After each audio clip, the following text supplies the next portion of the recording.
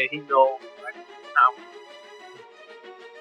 keep saying he was dead.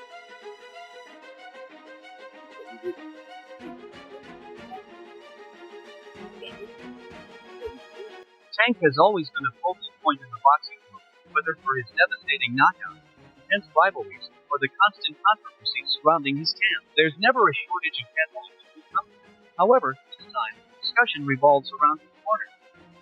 Just weeks after his unexpected majority draw against Lamont Roach Jr., Barry Hunter, the trainer who stepped in when Calvin Ford stepped away, has officially ended his contract with the Baltimore Fighter.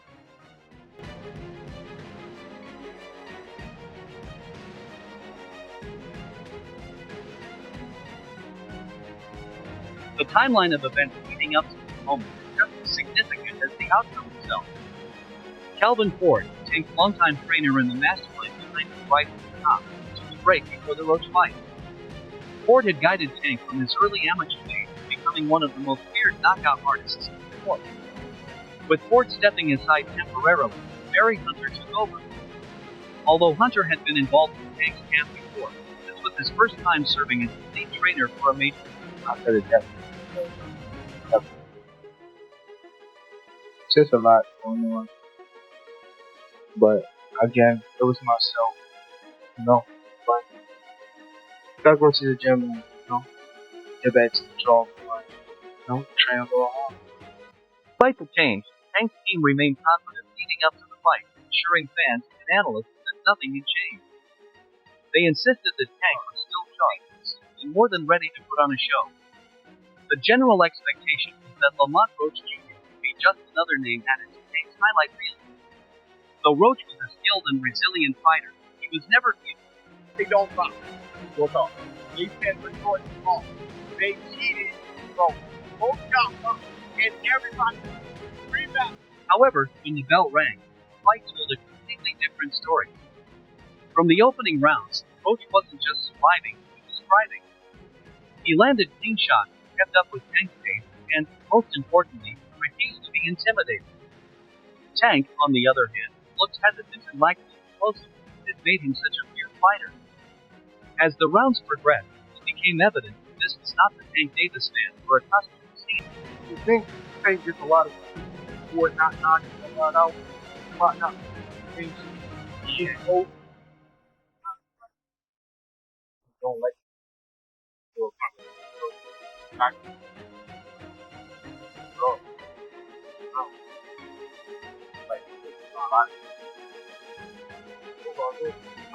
One of the defining moments of the fight came in the ninth round. Tank shot released him, complaining of irritation in his eye.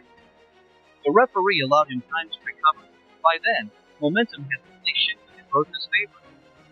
In the later rounds, Roach continued to press forward while Tank struggled to land the knockout punch to define his career. By the final bell, it was clear that this was far from the dominant performance many had anticipated from Tank. When the scorecards were read, the result was the majority draw. One judge had Tank winning, while the other two scored it even. The boxing world was stunned. This was supposed to be an easy win, a stay-busy fight. The performance would set up a bigger showdown later in the year. Instead, Tank had barely escaped from the draw. Can you describe what the feeling was like in the ring? Did you get the towel out, get the dirt out of your eyes? What's going on? I didn't want to get caught. I didn't want to get caught. My eyes were burning. Barry Hunter wasted no time addressing the situation in the post-fight interview. He didn't sugarcoat his thoughts, stating bluntly that Tank had lost focus during the fight. It was a harsh critique, but one that quickly gained traction. Tank had never looked this unfocused before. He had fought through adversity in the past, overcoming bigger punchers, slicker boxers, and tougher opponents.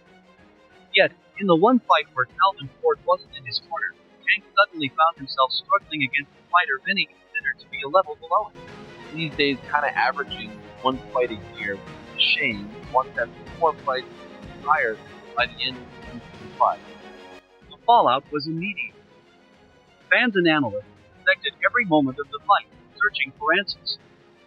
Some blamed Tank's training camp, others speculated that he had underestimated Roach, and many pointed directly at Barry Hunter. The central debate became whether Hunter had adequately prepared Tank for the fight. Now, Barry Hunter has officially cut ties with Tank. While he has not elaborated beyond his comments on Tank's lack of focus, the implications are clear. The partnership did not work, and Hunter is moving on. With Hunter gone, Tank is kind of something, bro. Like, what do you think about this? Okay. Well, what do you think about this? So, Lamont, what? Got it? Sources close to the situation say that Tank has already reached out to get Ford back in his corner for a planned return fight in May. Ford has remained silent on the matter. Given his history with Tank, it's highly likely he will return. Their bond goes beyond that of a fighter in training. It is something deeper. Ford has been Tank's mentor, his guiding force, and the man who understands his fighting style better than anyone. If there's any chance of Tank regaining his dominant form, it will be with Ford back in his corner. However, despite the planned reunion, damage from the Roach fight has already been done. Tank's aura of invincibility has taken a major hit. Now, Gervonta Tank Davis isn't letting go of his frustration following his controversial draw against Lamont Roach Jr. instead, pushing hard for a rematch, aiming to run it back as early as May.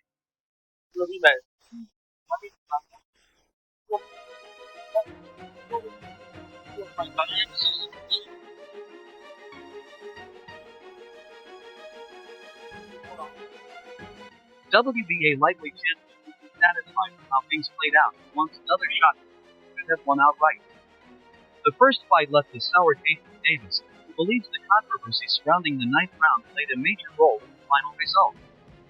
When he took a knee and asked the trainer to wipe a towel around his eye, referee Steve Willis did not count it as a knockdown. However, had he ruled it differently, at least in Roach's eyes, he could have swung the scorecard in Roach's favor. Two judges had it 114 to 114, while one scored it 115 to 113 for Davis. If a knockdown had been recorded, it might have flipped the fight entirely. That's the kind of detail that is Tank fired up, determined to leave no doubt in a rematch.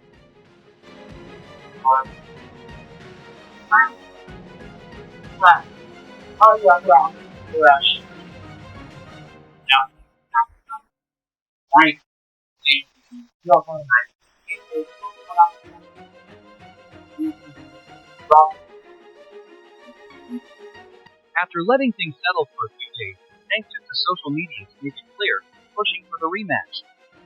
Despite initially stating that the fight wouldn't happen next, he's now trying to make it happen as soon as May. That's a major shift from his earlier reluctance and shows just how much the fight and all the controversy surrounding it has been weighing on him. The 9th round incident isn't just controversial because of the non-knockdown call, it's also because of Tank's explanation for why he took the knee. He claimed that hair grease got into his eye, impairing his vision. His words quickly became a hot topic, sparking debates over whether it was a legitimate issue or just an excuse. Roach made his stance clear, saying, "The rules are the rules. If a fighter voluntarily goes down, it should be counted as a knockdown."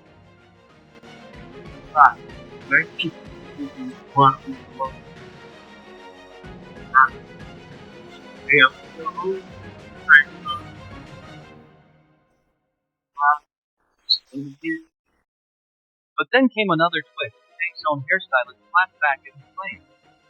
The stylist, who goes by Lee the Brand on Instagram, denied putting any grease in his hair before the fight. To back up her statement, she even posted a picture of the exact product she used, highlighting that the label explicitly states no grease. To her, Tank's excuse didn't add up. She also pointed out the timeline, noting that she braided his hair on Wednesday, and in the days leading up to the fight, he had gone through media duties, workouts, and weigh-ins before stepping into the ring on Saturday. If grease had been an issue, why hadn't it caused problems earlier? Her response only added fuel to the debate, making it. Roach, on the other hand, isn't sitting around waiting for Tank to make up his mind. He's keeping his options open, including a possible fight with WBC lightweight championship Fluke. He made it clear he wants the biggest fight, and if he can't get Tank back in the ring. Roach, on the other hand, isn't sitting around waiting for Tank to make up his mind, keeping his options open, including a potential fight with WBC lightweight championship for season. He's made it clear that he wants the biggest fight, and if Tank isn't willing to step back in the ring, he's more than happy to test himself against Steven. The two have already discussed the possibility, making it a very real option. Tank's sudden push for the rematch suggests he's feeling the pressure from the critics. Forward.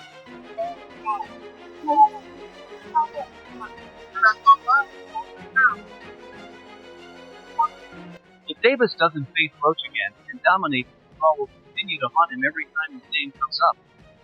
It's the kind of mark on a fighter's record that leaves, especially for someone like Tank, who prides himself on being an elite finisher.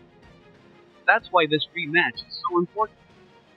It's about more than just settling the score. It's about Tank proving that the first fight was a fluke, he had an off night, and that he's levels above Roach.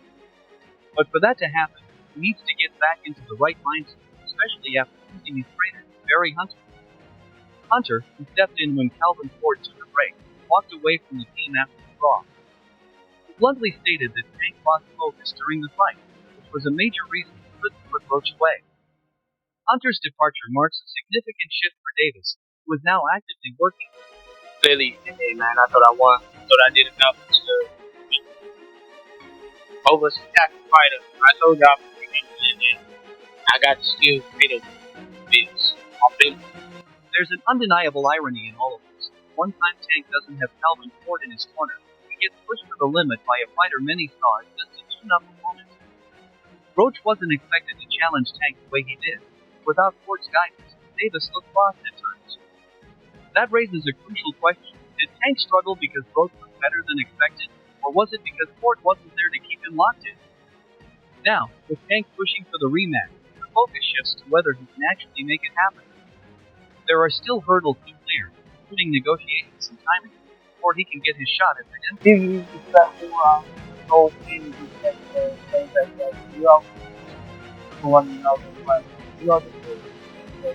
But Roach might prefer to pursue Stevenson instead, seeing that as a more lucrative, meaningful fight. If he goes that route, Tank will have no choice but to find another opponent while waiting for Roach's schedule to open up. However, if Roach is willing to run it back, the rematch could be one of the biggest fights in the first half of the year. For now, Tank is doing everything he can to secure it. He knows that if he doesn't,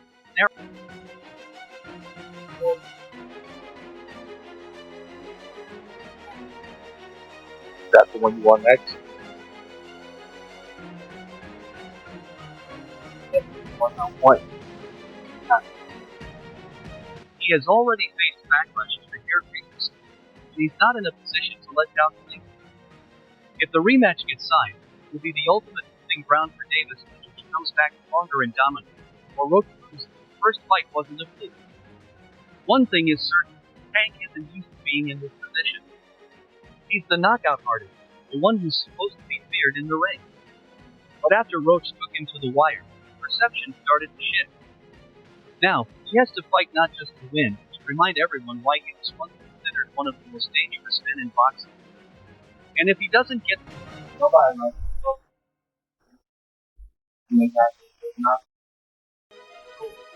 I feel like it'd be fun. Lamont Roach and others are now claiming that last weekend's fight was changed from a draw to a win in Roach's favor. Roach himself fueled speculation, posting on social media. Word around the block, y'all, the fight ought to be 30-1, not 30-1-2. Two-time, two-division champ.